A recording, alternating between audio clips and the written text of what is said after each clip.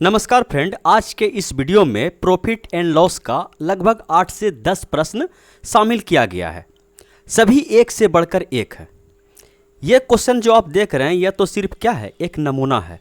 असली मज़ा तो पूरे वीडियो में आने वाला है। यदि आप अपना तैयारी को परखना चाहते हैं तो उठाइए पेन और 10 मिनट के अंदर सभी प्रश्नों को सोल्व कर दीजिए।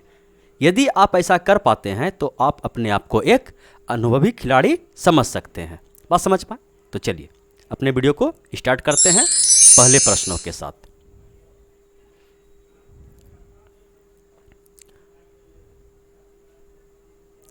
देखिए, पहला प्रश्न है कि एक पेंसिल का क्रय मूल्य एक कलम के क्रय मूल्य से 33.1/3% कम है। यदि एक व्यक्ति 4 पेंसिल को 5 कलम के क्रय मूल्य पर बेचता है तो उसका लाभ प्रतिशत क्या होगा? देखिए, बड़ा सिंपल प्रश्न है। पेंसिल को हम क्या बोलते हैं? बोलिए कि रेट बोल दीजिए। बताया गया है कि एक पेंसिल का जो क्रय मूल्य है, एक पेंसिल का जो क्रय मूल्य है, मतलब कि रेट का जो क्रय मूल्य है, एक कलम के क्रय मूल्य से, कलम बोला जाए कि पेन के क्रय मूल्य से 33.1/3% कम है। अच्छा, ये 33.1/3% को अगर हटाया जाए तो इसका फ्रैक्शन वैल्यू हो जाएगा 1/3। तो ये 1/3 बगल में है, कम है। 1/3 कम है, 1/3 नहीं है। समझिएगा, 1/3 रहता तो 1/3 से गुना कर देते हैं। यहाँ लिखा गया है 1/3 कम है। कहीं पर भी 1/3 लिखा है, उसके बगल में लिखा है कम है, तो आप क्या कीजिए, इस नीचे वाला जो हर है उसमें अंश को घटा दीजिए। बोलिए 3 में 1 चला गया 2, और हर को फिर से लिख दीजिए। बोलिए कि 33.1/3, जिसका कि फ्रैक्शन वैल्यू 1/3 है, और उसके बगल में अगर कम लिखा है तो इसका मतलब ये हुआ। अगर बोला जाए कि 1/3 अधिक है तो क्या कीजिएगा? बोलिए इस हर में अंश को जोड़ देंगे। समझे? 4/3 ये अधिक का मतलब हुआ और ये कम का मतलब हुआ। बात समझ पाए? इतना सा बात प्रत्येक स्टूडेंट को मालूम रहता है, और ये सब चीज़ बताने का वीडियो में नहीं है। लेकिन जो स्टूडेंट शुरुआत से सीखना चाहते हैं तो उसके लिए ये सब काम रामबाण के तरह काम करता है। तो ये 1/3 कम है, तो किससे गुना करेंगे इसको? बोलिए कि इसको गुना करेंगे 3 में 1 घटा के 2/3 से। ठीक है, तो ये आ गया हम लोग के पास संबंध कि रेट का मूल्य बराबर पेन का मूल्य गुना 2/3। अगर इस पेन को उठा के हम गुना से इधर लाएं, समझिएगा कि R/P, तो इधर क्या बचा? बोलिए कि 2/3, मतलब रेट का मूल्य 2 रुपया और पेन का मूल्य 3 रुपया। यहाँ तक समझने में किसी को कोई दिक्कत, तकलीफ, परेशानी? बोलिए नहीं। तो रेट का मूल्य 2 रुपया, पेन का मूल्य 3 रुपया। अब बताया गया है कि यदि एक व्यक्ति 4 पेंसिल को 5 कलम के क्रय मूल्य पर बेचता है। अच्छा, ये बताइए कि 4 पेंसिल का क्रय मूल्य कितना? बोलिए एक पेंसिल का क्रय मूल्य 2 रुपया, तो 4 पेंसिल का क्रय मूल्य कितना हो जाएगा? बोलिए कि 4 पेंसिल का क्रय मूल्य 8 रुपया। अच्छा, ये बताइए 5 कलम का क्रय मूल्य कितना? बोलिए एक कलम का क्रय मूल्य अगर 3 रुपया है तो 5 कलम का क्रय मूल्य 5 तिया 15 रुपया। कोई दिक्कत? बोले कोई दिक्कत नहीं है। तो अब ये बोला है कि यदि एक व्यक्ति 4 पेंसिल को 5 कलम के क्रय मूल्य पर बेचता है, मतलब खरीदा है कितना में? ये समझिए, ये खरीदा है 8 रुपया में और बेचा है 15 रुपया में। यहाँ पे थोड़ा सा लॉजिक है, समझिएगा, ये लैंग्वेज से समझिए। यदि एक व्यक्ति 4 पेंसिल को, तो 4 पेंसिल को जो खरीदा 8 रुपया में खरीदा, 5 कलम के क्रय मूल्य, 5 कलम का क्रय मूल्य कितना? 15 रुपया में खरीदा।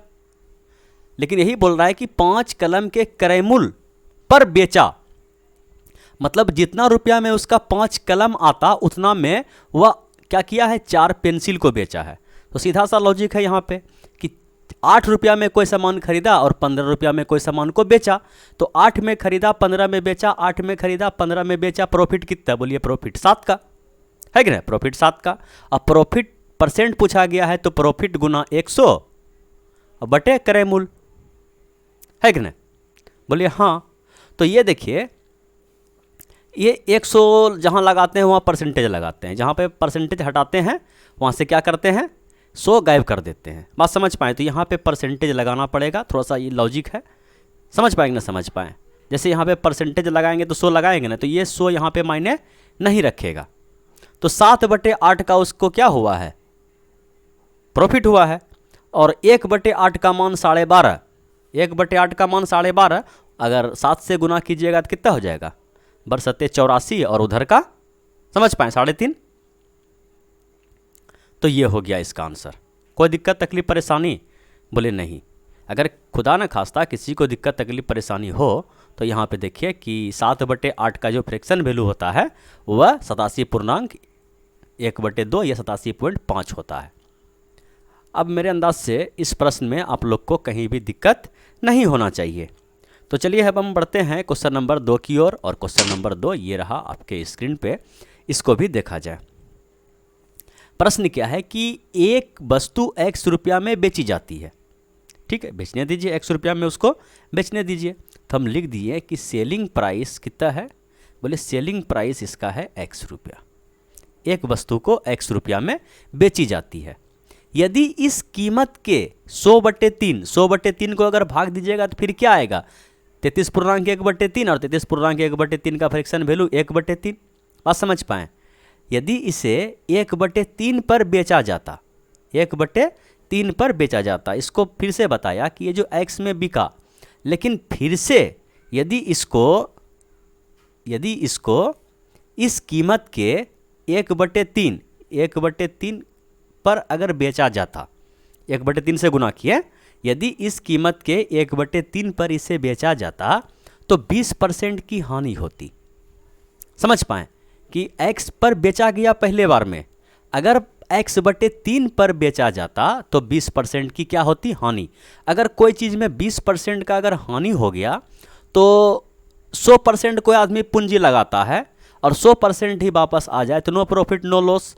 100% पूंजी लगाया, 110% रिटर्न आ गया तो 10% क्या हो गया उसका प्रॉफिट।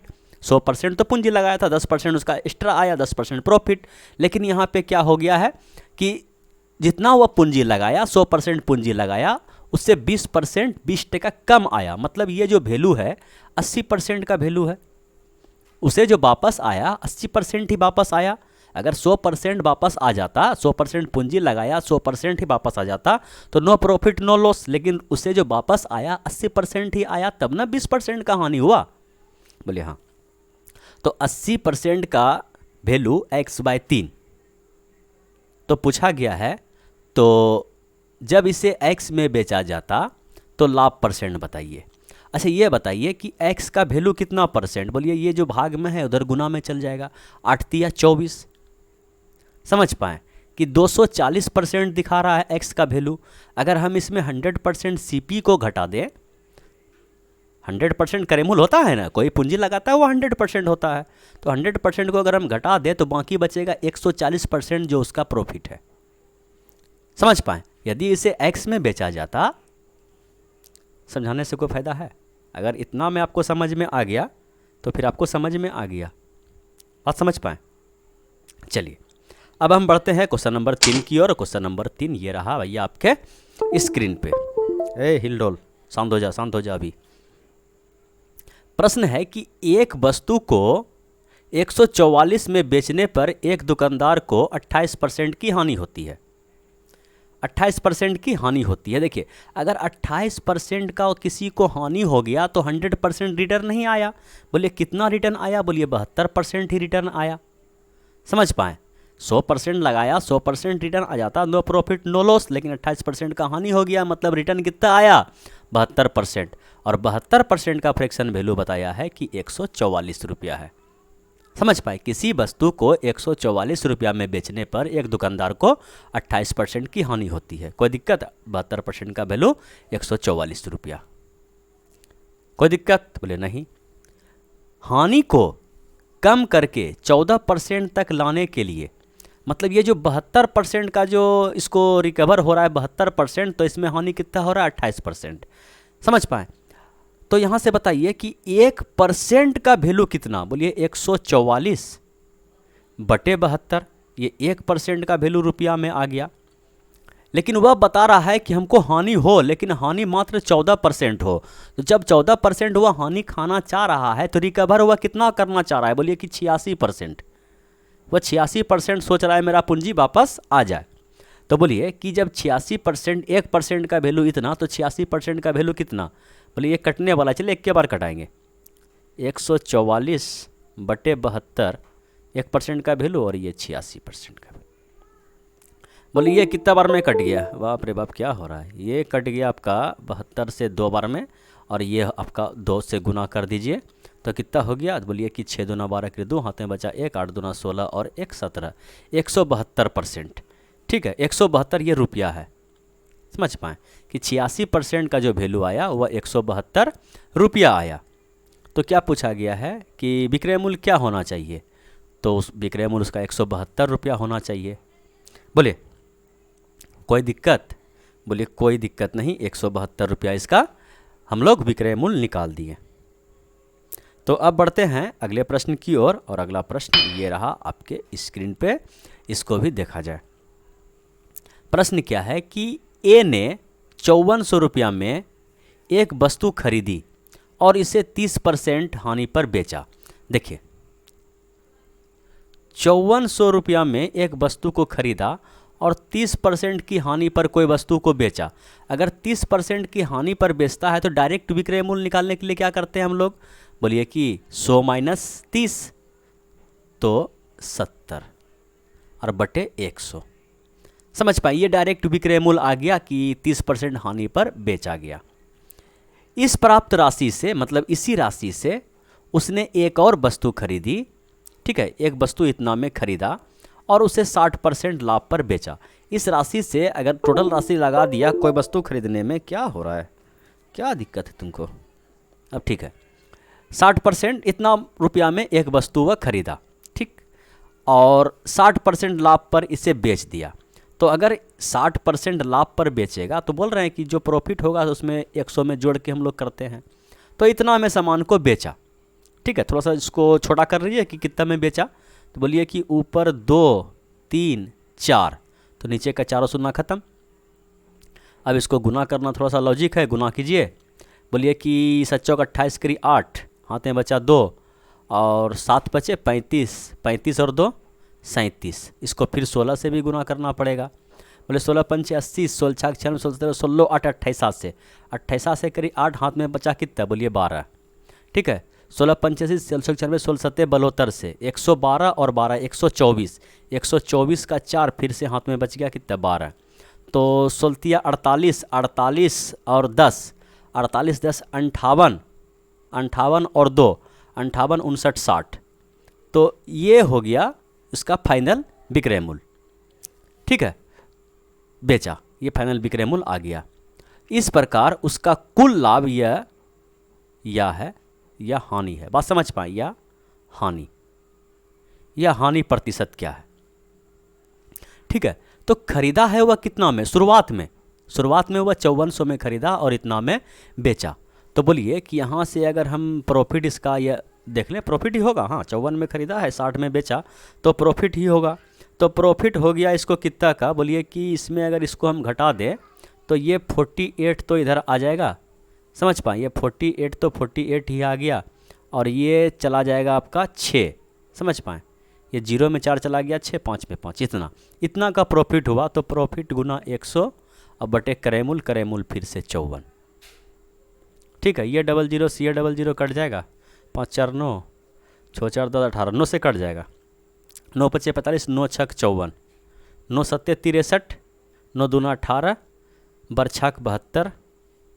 समझ पाए, तो क्या हुआ, 12% का उसको क्या हुआ, प्रॉफिट, 12% का लाभ। बोलिए समझ में आ रहा है, इतना धीरे धीरे बता रहे हैं, समझ में आना चाहिए।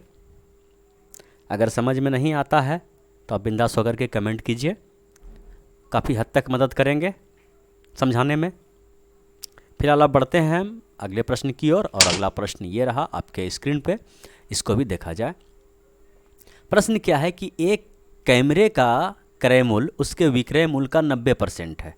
देखिए, एक कैमरे का जो क्रय मूल्य है यह उसके विक्रय मूल्य का 90% है। बताया साहब 90% है। ठीक है, तो अगर इसको हम उठा के इधर ला दें, समझ पाएँ, ये जो SP है इसको इधर गुना में है ना, भाग में ला देते हैं, समझिएगा कि CP बटे SP, इधर 0 भी कट गया, ये हो गया 9/10। खरीदा कितना में? 9 में। बेचा कितना में? 10 में। प्रॉफिट कितना का हुआ? बोलिए 9 में खरीदा, 10 में बेचा, 1 का प्रॉफिट हुआ। प्रॉफिट परसेंट पूछा गया है, तो प्रॉफिट गुना 100 बटे क्रय मूल्य। क्रय मूल्य कितना? बोलिए 9। 100 भागा 9 कितना होता है? बोलिए 11,99। समझ पाएँ? ये तो बड़ा आसान प्रश्न था। चलिए बीच बीच में आसान प्रश्न भी कभी कभी सॉल्व कर लेना चाहिए। फिलहाल हम बढ़ते हैं अगले प्रश्न की ओर। अगला प्रश्न ये रहा आपके स्क्रीन पे। क्यों आज ये ड्रामा पतरा कर रहा है? चलिए समझिए, लास्ट तो जान 3-4 क्वेश्चन बचा है, क्या माथा खराब करेंगे खोलवेर में। देखिए प्रश्न क्या है कि एक वस्तु का अंकित मूल्य उसके लागत मूल्य से 20% अधिक है। अंकित मूल्य पर X% छूट देने के बाद दुकानदार को 10% की हानि होती है। देखिए बड़ा अच्छा प्रश्न है। ये बताया गया कि एक वस्तु का जो अंकित मूल्य है, ठीक है, ये जो अंकित मूल्य है,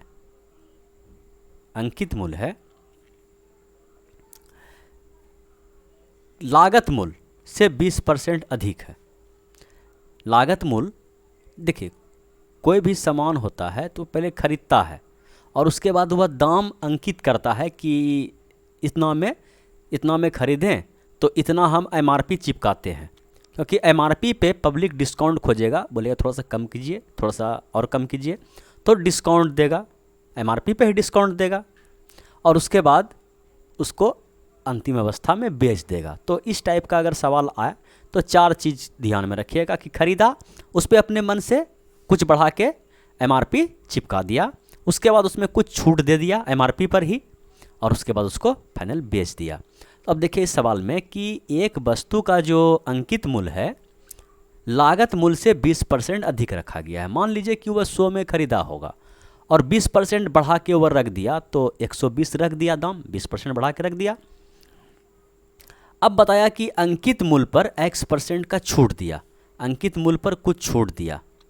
छूट देने के बाद दुकानदार को 10% की हानि होती है। अब देखिए छूट तो यहाँ पे वह दिया, ठीक है, छूट दिया, छूट देने के बाद उसको 10% का हानि हो गया। तो जब 10% का हानि हुआ तो हानि किस पे हुआ? जितना वह पूंजी लगाया उस पे हानि हुआ ना।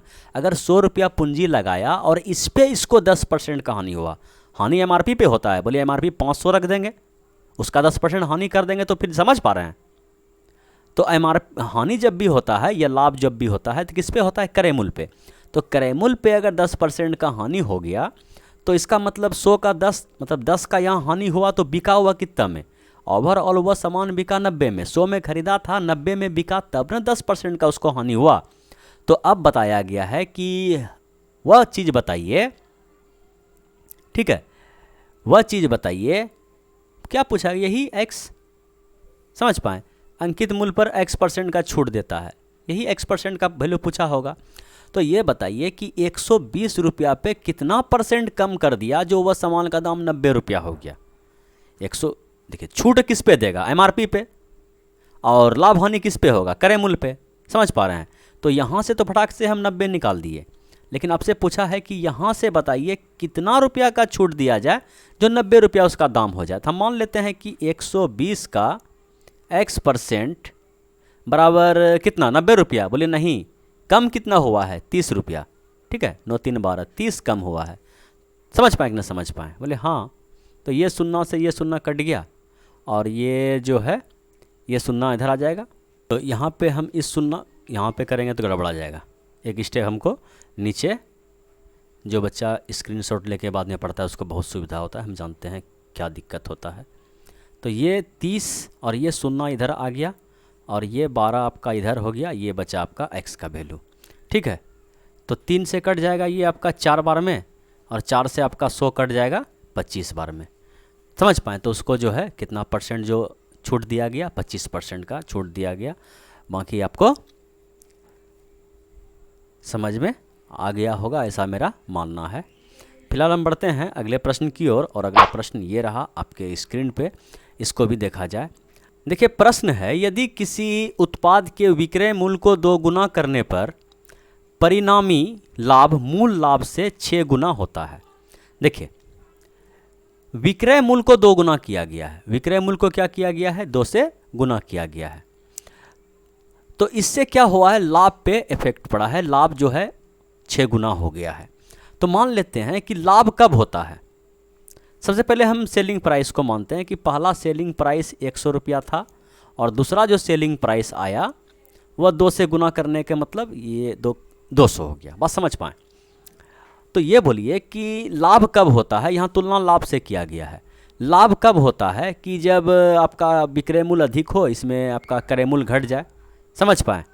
तो ये जो पहला कंडीशन पे जो लाभ हुआ, ये लाभ हुआ, ये पहला कंडीशन पे लाभ, और दूसरा कंडीशन पे लाभ, ठीक है, यही बेचा है इतना में और खरीदने का मूल्य तो समान होगा। समझ पाएँ। तो ये और ये दोनों लाभ है, ठीक। तो बताया गया है कि ये जो शुरुआती लाभ है और ये 2 गुना करने के बाद जो लाभ है मूल लाभ से 6 गुना है, ये 6 गुना है। अगर हम इसको बराबर करना चाहें तो इसको पहले 6 से गुना करना पड़ेगा, तब बराबर होगा। ये इसको 6 से भाग देना पड़ेगा क्योंकि ये 6 गुना है। समझ पाएँ। तो ये हो गया आपका 600 माइनस का 6 CP, और ये हो गया आपका 200 माइनस का CP।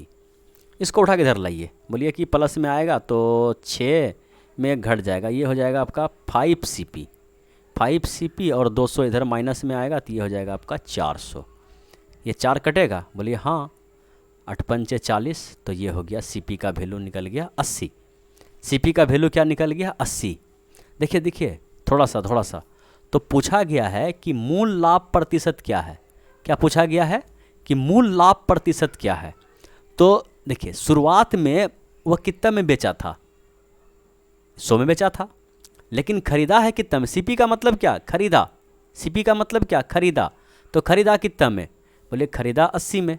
खरीदा कितना में, 80 में, और बेचा शुरुआत में कितना में, 20 में, सॉरी 100 में। मूल लाभ, समझ पाए। तो मूल लाभ प्रतिशत यहाँ देखिए लोचा किया है, लास्ट में विकेट गिरा देगा। पूरा मेहनत करने के बाद भी आपको सही आंसर नहीं मिलेगा। जल्दीबाजी में क्या कीजिएगा, आप गलत आंसर कर दीजिएगा। तो ये पूछा है कि खरीदा तो 80 में लेकिन बेचा कितना में, 100 में। तो लाभ कितना का हुआ, बोलिए 20 का लाभ हुआ। लाभ परसेंट बताइए, लाभ गुना 100 बटे क्रय मूल्य। समझ पाएँ। तो 20 चौके 80 और 4 से ये कट गया आपका 25 बार में। तो यहाँ पे उत्तर है। बात समझ पाएँ, बोलिए हाँ। अच्छा प्रश्न था, लास्ट में चकमा देने वाला प्रश्न था। चलिए अब हम बढ़ते हैं अगले प्रश्न की ओर, और अगला प्रश्न ये रहा आपके स्क्रीन पे। ये प्रश्न भी काफ़ी आसान है, ठीक है, केवल दिमाग लगाने का काम है। अच्छा प्रश्न है। प्रश्न क्या है, किसी वस्तु को 50 रुपया में बेचा गया। बेचने दीजिए इसको 50 में। कितना में बेचा, बोलिए 50 रुपया में बेचा गया। यदि विक्रय मूल्य 10% कम होता, तो बोल रहा है कि नया जो विक्रय मूल्य होता 10% कम होता। 10% कहने का मतलब कितना, 5 का 10%, 50 का 10%, 5 रुपया। तो नया विक्रय मूल्य जो होता वह 45 रुपया होता, ठीक। तो लाभ जो है 12.5% होता। तो ये जो 45 रुपया है कितना परसेंट के वैल्यू को दिखा रहा है, बोलिए, सॉरी यहाँ पे 112 नहीं, 12.5।